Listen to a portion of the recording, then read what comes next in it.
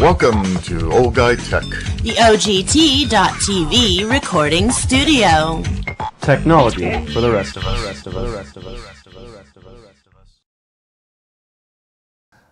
Hi, I'm Rob Charny, and this is Crime Beat on Old Guy Tech TV. I'm here today with my good friend Sheriff John D'Agostini of El Dorado County. Once again, John, thank you so much for coming and joining us here. And, there's so much stuff that's going on in the country right now, and we have an awful lot of protests and violence and things that are happening because of unfortunate circumstances with individuals having contact with law enforcement and sometimes things not going right.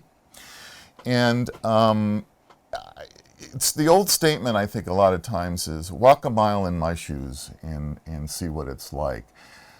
And what do you think really is going on? You think that the people, the protests, I mean, first of all, I can't believe that people in a county where something would happen will all of a sudden turn to looting and violence to the stores, the people that are trying to serve them. And it makes no sense to me that, do that. Well, protest all you want. Law-abiding people don't do that. Yeah, well, Martin Luther King, protest all you want, but no violence. Right. And that's not happening. No, I everything is so hypersensitive right now. Is everything we do as an industry, in the industry, I'm saying law enforcement. Right. Is everything we do perfect? No, we're humans. We make mistakes. Right. That's a given. We're gonna make mistakes. But those mistakes are such a minority, such a small percentage of all the good and good work that gets done out there. And when we have the media sensationalize, automatically jump to a conclusion, right, and then sensationalize it on a negative spin to make things that aren't there. The recent one in Baltimore, this is just blows me away that an attorney general, a prosecutor, right, 2 weeks into her job, 2 weeks into her job, right, could come out on such a complicated issue and make such a finding, 6 people guilty right off the bat. Right. I mean, I'm in law enforcement. I've been in this business for over 20 years. I know a lot of prosecutors. To make, and I've seen a lot of officer-involved shootings and incidents. These are complicated. These are complicated investigations, and to come out that fast, when you don't even, she can't. There's no way she can have toxicology reports back. She can't have a lot of stuff, and she made this decision. And the thing that scares me and worries me the most is if this decision was in reaction to pressure from that segment of their society. Mm-hmm. I say their society because we typically don't see that stuff here. Mm-hmm. But that segment of their society that is putting that much pressure in the looting and whatnot. And then down the road, if it is found out that these charges are reduced, dropped, or whatever, then what's she going to cause? Yeah. How much worse is it going to be? Oh, yeah. I don't think anybody's looked at that. No. And everybody knows it takes a little bit of time to investigate the situation. Now we have 6 officers, 6 investigations that have to be done. You know what? And I really believe in society. Are we not innocent until proven guilty? I mean, the law enforcement officer should be no different here. Let the investigators do their jobs. And, do what needs to be done, but it can't be done in a few days. Ferguson was a perfect example of that. It took time. Yeah. It took time. And then when it was finally over, guess what? Yeah. It wasn't what they thought. It was justified. It was righteous. He did his job correctly. And that's another thing that bugs me on this deal in Baltimore. A lot of people, there's some out there, I won't say a lot of people, but there's a few folks out there that don't agree with the grand jury and the whole grand jury process, right? How it's held in secret. Now, you have to keep in mind, though, the grand jury process is not the end. It's not the final say. Correct. It's basically a preliminary hearing. The person still gets a trial by a jury of their peers. The grand jury issues either a bill, a true bill, which is an indictment, or not. But there's so many good things that can be done in a grand jury hearing Right. that vet out a lot of things that you wouldn't want to do or couldn't do in a preliminary hearing. Right. And Right. it's truly a very useful tool, especially in high-profile situations and cases, such as Baltimore. Mm-hmm. She never availed herself to the use and the availability of the grand jury, and it would have been a fantastic tool. Good You opportunity. got 6 suspects. Yeah. You have numerous witnesses. You have a lot of time timestamp issue on the vehicle stops, that van, how many times it stopped and at what times and where's and Right. how long. That all could be vetted out very, very carefully through a grand jury. And then also at the end of the grand jury, she'll know whether she has a shot through a real trial or not. Yeah. And I Yeah. don't know. This one really bugged me. Well, and you're not alone. It bothers a lot of people. It was very quick to judgment of this, and I don't care how much 24 hours a day in a 3-day period of time she could work and try to get some things going. But all she is going to get is preliminary stuff. Period. And grand juries are interesting. I served on the grand jury in the mid '80s, and Civil or criminal? grand civil. jury? Civil. Civil. And but it's still a similar process. And I'll tell you what, it takes time. We investigated a number of cases as well as some situations around the county, and it took us 6 months of work to get honest findings. So when you see what happens, that snap judgment like that, you go, "There's no way. There's no way." JDLR. Yeah. Just don't look right. Just don't look right. I use that a lot now. But you know what? It was interesting. I came across a YouTube video, and hopefully YouTube's not going to get too mad at me, but I came across a YouTube video that speaks for itself. We'll let it play, and then we can talk about what you're about to see. Tonight at 9, he is one of the most outspoken critics of police use of force here in the Valley. But he gets some on-the-job training about use of force tonight. Very interesting stuff. Reverend Jarrett Maupin led protests and marches after Phoenix police shot and killed an unarmed man. Well, tonight he gets a chance to experience the split-second decisions that police have to make when encountering a suspect. And our Troy Hayden was right along with him tonight getting the training as well. This must have been eye-opening. It was a really interesting experience. We've all watched those protests all over the country after police officers are accused of shooting people who aren't armed. But what would happen if one of those protesters felt what it's like to wear a badge and then be put in a life or death situation himself? So I'm going to have you put the holster on right inside your belt loop there. Jarrett Maupin gets his weapon. You might recognize him as a high-profile organizer in the minority community. Just last month, he led marches on Phoenix Police headquarters after an officer shot an unarmed man. We want his badge. We want his gun.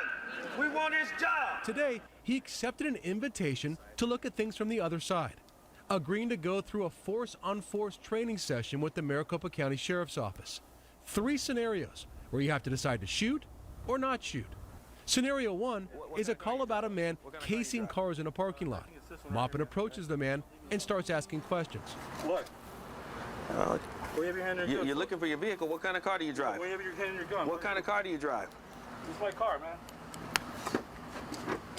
Oh. Maupin, the officer, is shot. It happens that fast. At what time did you think that it was time for you to address the use of force that was given? When he came to the back of the vehicle, Okay. and was hiding, I could sense something was wrong. Scenario 2, a call of 2 men fighting. What's going on today, gentlemen? What's wrong with you? What's going on today, gentlemen? What do you want? What's happening here? What's wrong with Back you? up. Huh? What are you doing, man? Hey. Hey, he shouldn't approach me. He shouldn't approach me. He shouldn't approach me. He shouldn't approach me. What happened in there? Yeah. What are you doing? He shouldn't approach me. You just shot That's him? all he said was he shouldn't have approached Hey, me. he rushed Yeah. me. Tell me why you shot. Well, I've shot because he was within that zone. I felt there was an imminent threat. I didn't necessarily see him armed, but he came clearly to do some harm to the officer, to my person. It's hard to make that call. It shakes you up. Again, an unarmed man was shot. Scenario 3, a call about a possible burglar walking down the street. Maupin gets him on the ground. He's not complying. I need you to keep your hands up, sir. For what? Because I need to check that waistband. Well, what? What are you doing? Because I don't know what you have under there. Everybody, look at this guy. What are you doing? No shots fired, but the suspect did have a hidden knife in his waistband. I went through the scenarios too, without seeing what Maupin did. Do you have keys or do you have anything to show me that? Don't worry about No, I need to talk to you. Come on out over here. Well, I'm dead. Maricopa County Sheriffs, get on the ground. Get on the ground. Both of you, get on the ground. Get on the ground. For what? Get back. Get back. Same results for both of us. Things happen very fast out here. I asked Maupin what his biggest takeaway from this exercise will be. I didn't understand how important compliance was, but after going through this, yeah, my attitude has changed. This is all unfolding in 10 to 15 seconds. People need to comply with the orders of law enforcement officers for their own sake. Thanks to the Maricopa County Sheriff's Office for taking us through that today. It was an eye-opener. That's a tremendous admission that, that Reverend Maupin just made. Right. Comply for your own safety. Right, and he saw it. I mean, he played. There we are. So, you know, so I thought this pretty good video, isn't it? Dang good. Yeah, it's Dang done. good. Yeah. Thank you to the Fox 10 and the Maricopa County Sheriff's Department for that, because I came across this and I thought, great, what a wonderful example. It's the, walk in my shoes for a situation. And both these guys absolutely panicked. And, they felt they needed to shoot. Now, it changed the situation. On the other one that they didn't, they weren't prepared at all. No. No cover. Nope. Ordering, talking to somebody, and boom, they were taken out. That's right. Yeah. Yeah. So it's take the time to study exactly what's going on and why these things happen. And I think the video is a really good example of what the heck is going on. And absolutely, we need to understand that the men and women in law enforcement, they go out there, they're just like you and I. They get up every morning, they get their cup of coffee, they kiss their kids, and they walk out the door, and they want a good, safe day. No one plans to get into a shooting situation or any kind of violent situation like that. It just happens. No, I know. No. Yeah. And the training, all the training that our deputies, our peace officers throughout, especially California, but the nation too, the training that they go through, these folks don't have any of this training, and yet they jump to these conclusions that they know, they understand, and that proves that they don't. They don't know. They don't understand. And for them and the media and everybody to jump to the conclusions that they jump to so fast and so irrationally, just when I watch this, it makes me mad. It makes me very mad. I get very, very angry because it's just like you said, walk in our shoes. Yeah. Now you're seeing it, but yet you're the first person to stand out there. You said that you saw him at that demonstration before that. We want his badge. We want his gun. We want his job. Mm-hmm. And now, really? Yeah. Now things change. Now, that's not saying that, there's some bad apples. And in any profession, in anything. any industry, in anything, you have knuckleheads. That's fine. Absolutely. And when they do something wrong, you hold them accountable and you hopefully correct that behavior so they don't do it again. If it rises to this level, I guarantee you, when you have a deputy or an officer gets involved in a situation that is an obvious violation of policy, I can almost guarantee you that isn't the first time that person's been involved in a violation of policy. Were they or were they not held accountable? Were they or were they not disciplined? I don't know. Right. But I can guarantee you that is not the first time that they have done something that's questionable or in direct violation of a policy. I guarantee it. And then usually in those situations, these individuals get a little more training. They take them back. Let's train you some more. Let's work on these situations. We don't throw them away. We work with them. No, absolutely. The purpose of discipline is not to punish. It's to correct behavior. You want to fix it. You hope that that person comes back and learns and doesn't do that type of behavior and thinks twice in the future. But if you don't hold them accountable, then it gets worse. It's the bubblegum theory. You walk in law enforcement. There's a thing called the bubblegum theory. A deputy goes to take a report of a burglary at a local business. Walking out the door, there's a pack of gum sitting on the counter. He grabs a pack of gum, pack of bubble gum. That's stealing. Mm-hmm. Well, it's just a pack of bubble gum. The place has already been robbed. It's just a pack of gum. It's stealing. The next time it's something a little more. Right. Sometimes next time it's a little bit more. Next time you got a cop dealing drugs out of the trunk of his car. Yeah. We've seen those cases. Yeah. We've seen them just recently in the Bay Area. Of course, a couple years ago, we had that officer that was arrested for dealing drugs. Yep. I guarantee you it didn't start. That's not the first time he did this. No. Something like this. It didn't jump right into it. I guarantee it. Yeah. So, Yeah.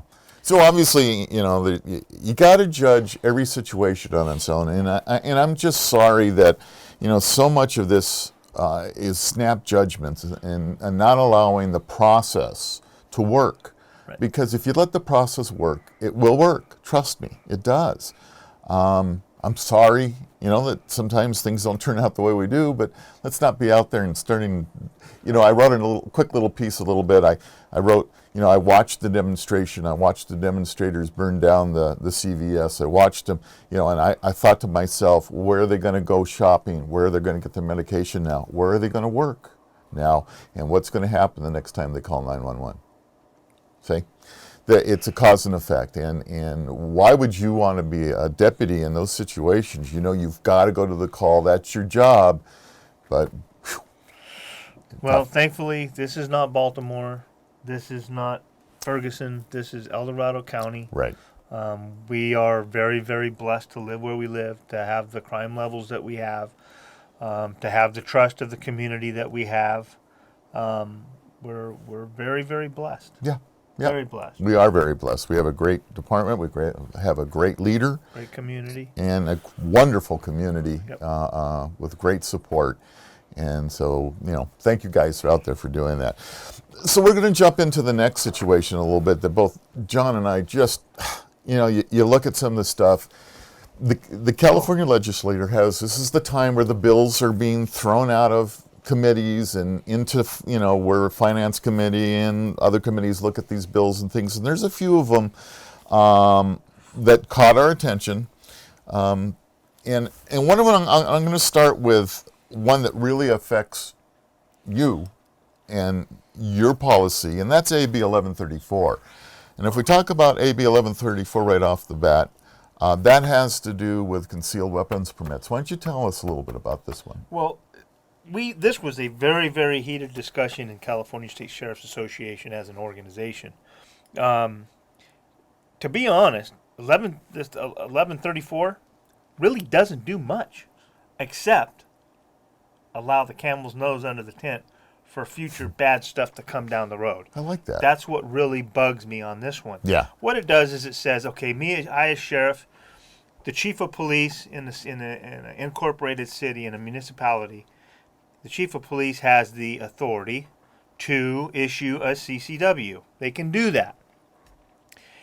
Or he can delegate that authority to me, which are both city police chiefs do. Right. Everybody comes through the sheriff's office. What this bill does is basically says the sheriff says, you know what, I want you to do it first, though. I want you as the chief to be able to have this first. So then the chief says, okay, I'll take it on, and they're denying. Then it gives the sheriff an out when the person comes to him and says, well, they denied it, but I still want it. I'm going to apply to you now. And the sheriff says, nah, never mind. You can't. You applied to them and you were denied, so I'm going to deny it too. Yeah. And on the forms, when you look at the forms, one of the things they say is, have you ever been denied? Yes, so, I have. okay, now you've been denied. Yes. And, right. So this is a go-no. This bill does nothing other than create a bad situation for more bad stuff down the road. So it's an out for a sheriff that really doesn't want to issue concealed weapons permits to begin with, and can brush it off. Pass That's right. the buck when it's our responsibility. And like I said, this was a very, very heated discussion, extremely heated discussion. We lost my side. I see my side. Right. The conservative sheriffs that believe in armed society, Second Amendment rights, and concealed weapons issuance based on self-defense, personal protection. We failed in the vote. It was a small margin. I think it was 17-14 of all those that voted. Yeah. So as a result, it shows on the bill. You'll see CSSA support. And it kills me because I'm a life member of CSSA support. It's like you and gotta it's know. like, wait a minute. I know. So just so everybody knows, it's not all sheriffs that support it. Right. CSSA as an organization have decided, based on the vote, that that's in their best interest. You know, in the history of that organization, I hate to say this, I've watched them a few times, and even prior to you becoming sheriff, take positions that just drive me crazy. And, absolutely. You know, and I've written them letters, and 2 years ago, was it 2 years ago? The hemp bill? Right. That hemp bill. CSSA supported the hemp bill. It's marijuana. Yeah. I don't know. Anyway. It's really odd the way that, but it's a good organization because it does support law enforcement and they do some great things. So, like I said, I've been a member for almost 30 years, and long time member of it. So, we've got the other one, since we're talking about concealed weapons permits, that I want to talk about is SB 707. And basically what SB 707 is trying to do is that right now in California Penal Code, and since the code number changed, I don't know the new one, but it was 12060.1A, I believe, where it actually had a provision under gun-free zones, which we know are around schools, right? It's a gun-free zone. It actually had an exemption for people that have a concealed weapons permit that they can carry in those gun-free zones. That's what we have now. And retired peace officers. And military, retired police officers, and those that have concealed weapons permits. So with that said, I don't believe there's ever been an issue, but some anti-gunner right now is trying to make it so that they remove, and this is interesting, not only those that have a concealed weapons permits, they want to go as far as even retired law enforcement. Yep. And it makes no sense. There's never been a problem. Why wouldn't you want somebody with experience and an ability to stop a situation, maybe like Columbine and some of the others that happened? Why wouldn't you want them there? Yep. You know they're good guys. Yep. You don't get a CCW without a big background check, going through numerous stages, having to take courses. Anybody. No. It's the opposite. It's unprotecting. Absolutely. You know? Absolutely. And it kills me. There was an article in a letter to the editor about somebody saying, oh, CCWs are just handed out like candy. And, you know, you have to explain to people the processes that are taken through this. When was this? And what paper was this in? It was Mountain Democrat, about a month ago or so. Oh, yeah? Yeah. Now, there was that one. Yeah, one of our members at the meeting, El Dorado Rod and Glen Club, I'm the president of that organization. We had a meeting last night. One of the gentlemen wrote a letter basically saying this guy that said that says he's full of crap. Nicely, he said it. And because he is. Let me tell you, folks, the process to get a concealed weapons permit is serious. You get a full background check with DOJ and FBI background checks done on it. Many people, many detectives and officers go through the paperwork and look at it. You have to have a squeaky clean record for this. Then you have to come see a guy like me, and you have to sit through a course in which I try to scare the bejesus out of you so that you do everything right, because that's my goal. I'm going to scare you when you do this class, and then you may or may not get a concealed weapons permit. I mean, it's not. Am I wrong? That's the process, right? It's a huge responsibility. Yeah. And it's not that easy. No, and it is not. State law makes it more difficult than it should be. I think it should be easier, but state law has made it what it is. And candy, they're not candy. It's a huge responsibility, and the people that apply for them, that pass the backgrounds, are law-abiding folks who are willing to accept that responsibility. And around a school and around any other place especially we have our most precious commodity in this whole world, children. which is our children. I would rather have a good guy with a gun, because a bad guy with a gun don't care squat about this law. Yeah. No. Doesn't care about it. No, they don't care about any laws. If they're a bad guy, they're bad. Who cares about? It's the same issue on backgrounds with firearms. A bad guy doesn't go into a gun store, do a background check, and wait 10 days to buy a gun. Isn't going to happen. No. So, the whole idea of that is crazy as well. I was just looking to see where it stands right now, and apparently appropriations actually said no. It did pass fiscal and state-mandated local programs committees. Determination. Yeah. So appropriations right now is not in favor of the bill, so we don't know if it's going to hit the floor or not. Hopefully not, but It's one of those Right. bills again. So there's one other, a couple others, and John didn't have time to really go on into depth on it. One of the others is SB 347, and it's actually adding more restrictions to those who want to legally purchase a firearm, moving into some specified misdemeanors. And we need to study this bill a little bit closer. Right now, I know NRA is opposed, of course, of this, but we'll get more about that. Keep your eye on it. This is legislation time. It's important upon you to watch what's going on. There's a number of places to go to see these bills. You can even go to the El Dorado Rod and Gun Club and see where the bills are at. We have a whole listing through CRPA on that as well. See, part of this bill may be cleanup, which I'm Yeah. not saying I agree with it yet, but Right. I'm reading it. Part of this may be cleanup to add some of the misdemeanors that were reduced from felonies under Prop 47. Right. Could be. Methamphetamine, heroin, cocaine, GHB, fentanyl, Right. state rape drug. Right. Now, don't but the know. problem is this bill is the wording changes every day. They all do. They all do. And so I've been having trouble. This is as of today, and again, it's a no with appropriations. We'll see what happens on that one as well. And then another one that's it's important for all of you out there in the United States. Okay. Croyan, Senator Croyan, I believe that's his name. He's a U.S. Senator from Texas, and he's trying to work on a constitutional concealed carry Reciprocity Act, say that a lot. And the whole idea here, and it's the way it should be, is that if you have a concealed weapons permit from one state, it's good throughout the whole country. And that would certainly make life a lot easier. And there are some states that help those of us that are legal citizens right now, such as Arizona. You can apply for a non-resident CCW permit in Arizona, which is good in about 34 states. And Utah has something like that as well. But that's an important bill on the federal level to watch. I personally believe this is just a start. I don't think there's any way the president would sign a bill like this.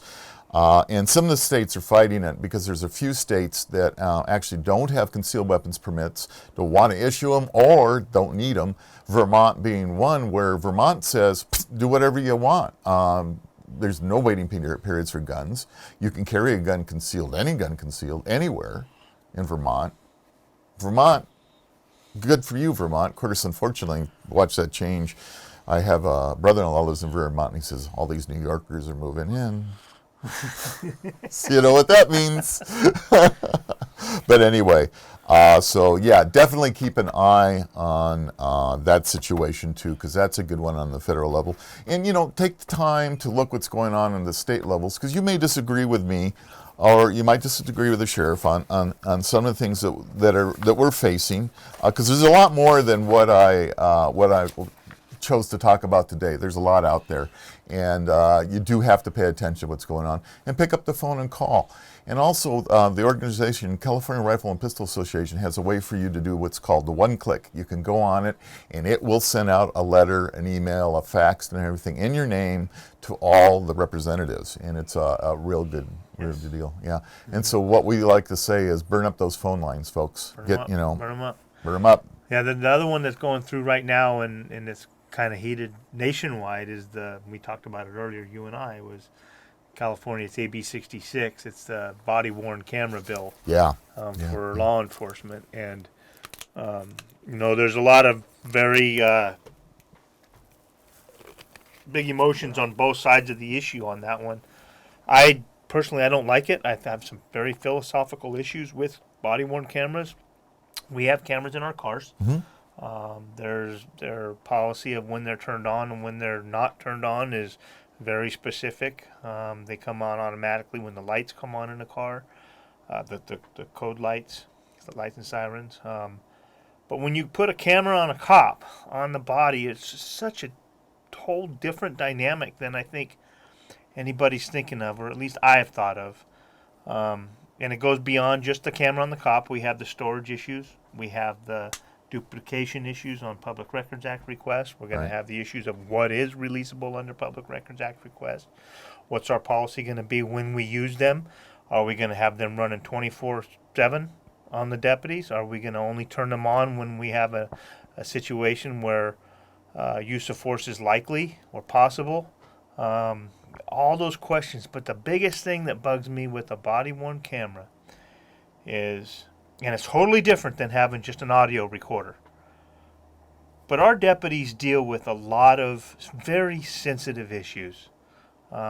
Child abuse cases, rape victims, domestic violence victims.